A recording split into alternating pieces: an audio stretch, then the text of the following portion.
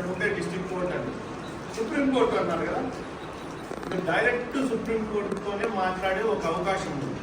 అదే 15100 15100 కదా, 15100 15100 కూడా ఈజీగా గుర్తుపెట్టుకోవచ్చు.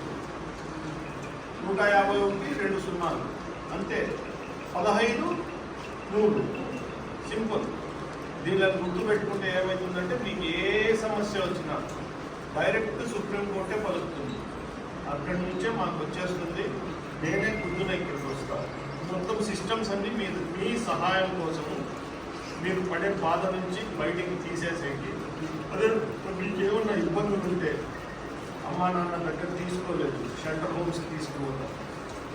1 స్టాప్ సెంటర్ ఉంది. మీకు ఏదన్నా ప్రాబ్లం వచ్చింది, హెల్త్ ప్రాబ్లమ్ని చూస్తాం, ఫీల్ కాంపన్సేషన్ ఇస్తాం, అన్ని రకాలుగా ఆదుకుంటాం. ఇదంతా చట్ట రూపకల్పన ద్వారా జరిగింది. ఒకసారి చట్టం అయితే అది మీ హక్కు. ఇది ఎవరో ఇస్తా అంటే వరం కాదు, ఇది స్వయానా మీకు లభించిండే హక్కు. మీరు సద్వినియోగం చేసుకోవాలని చెప్పి కోరుకుంటాను.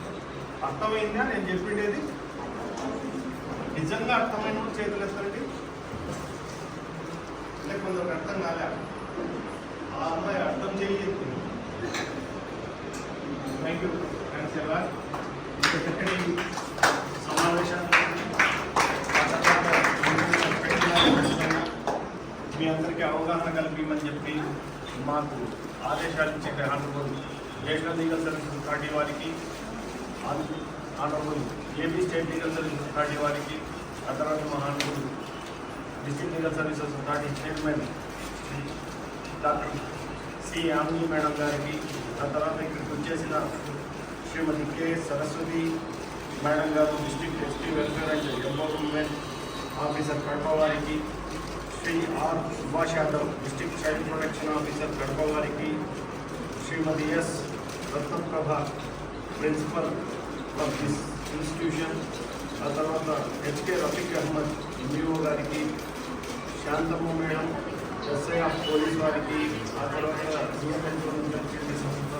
ప్రసాద్ గారికి, ఇక్కడ ఉండే పేరెంట్స్కి, పోలీస్ వాళ్ళకి, తర్వాత ప్రెస్కి, మీడియాకి అందరికీ ధన్యవాదాలు తెలుపుకుంటూ ఈ అవగాహన సదస్సులో మీకు కొంచెమైనా అవగాహన జరిగింది అని